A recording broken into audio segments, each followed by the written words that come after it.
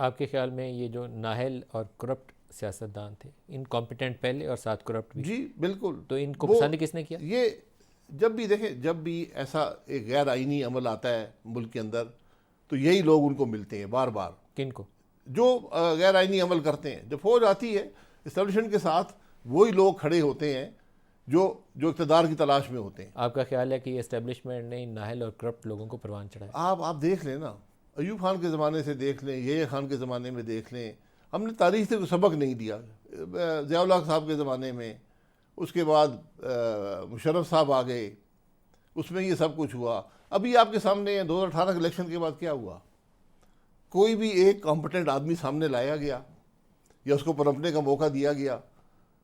अगर एक अफसर जो है वो लेफ्टिनेंट से जर्नैल तक पहुंचता है, उसको मौका दिया जाता है, उसकी तरबियत होती है, उसको उसकी सलाहियत में इजाफा किया जाता है, उसको पोजीशन दी जाती है, फिर वो वहाँ पर, यहाँ पर ये तो ये बात नहीं है।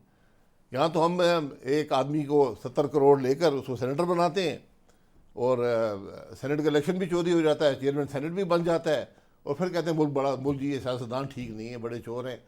मैं, ये कौन सी सियासत है? कैसे चली? ये तजर्बे नाकाम हो चुके हैं, इनको ख़त्म करें। हम सब जानते हैं कौन करप्ट है इस मुल्क में, हर आदमी जानता है, लेकिन हम चुप बैठे। आज सियासत पैसे से होती है। मैं ज़्यादा दावा नहीं करता, आधे से ज़्यादा लोग जो सेनेट में बैठे हैं वो पैसे देकर आए हैं। आधे से ज़्यादा लोग? आधे से ज़्यादा। किसी ने जमात को पैसा दिया है, किसी ने किसी और को दिया है, किसी ने जमात की क़यादत को देकर वहाँ पर बैठे हैं। आप ज़रा आपके पास वक्त कुछ निकालें और सेनेट के एक एक मेंबर को देखें, इसका बैकग्राउंड क्या है, कहाँ से आया है, आपको बात यहाँ हो जाएगी। यानी मुल्क की जो कानून साजी है उन लोगों के हाथ में है। मेरा कोई सेनेट से झगड़ा नहीं है, लेकिन मेरा झगड़ा उन लोगों से है जो वहाँ पर बैठने की अहलियत नहीं रखते, सिर्फ एक असूल पर, एक बुनियाद पर, पैसे की बुनियाद पर वहाँ पर बैठे। देखिए, आपने जो फौजी अदवार के अंदर लोगों को परवान चढ़ाने का तज़किरा किया, नाहल और इनकॉम्पिटेंट लोगों को, उसमें अगर मैं जनरल ज़िया की मिसाल लूँ तो जनरल ज़िया का सबसे बड़ा जो तोहफ़ा पाकिस्तानी सियासत के लिए है वो नवाज़ शरीफ है।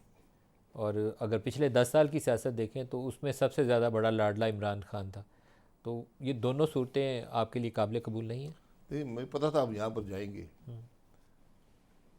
मैं मियाँ नवाज शरीफ साहब को और ज़िया-उल हक साहब का कितना दौर इकट्ठा रहा।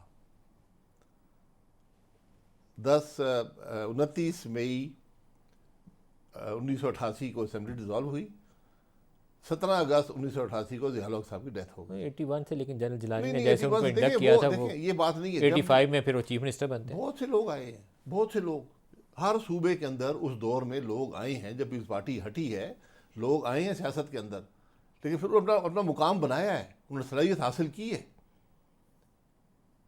तो ये लेकिन जब भी आप इक़्तिदार में वो उन लोगों को लेकर आएंगे जो पैसे की बुनियाद पे आते हैं, जो सिर्फ करप्शन करने आते हैं, और सब उनको जानते हैं, आप उनको बार बार मौके देते हैं। मैं अब नाम नहीं लेना चाहता, हज़ारों नाम है। इन बातों को भी छोड़ दें। मैं कह रहा हूँ, ये तजर्बे हुए तो सबक हासिल करें, आगे को देखें करना क्या है। इन तजर्बों की आगे तो बुनियाद तब पर देखें कि अब माजी की गलतियों से कुछ सीखा हो, जो आप कह रहे हैं कि हमने सीखा नहीं है।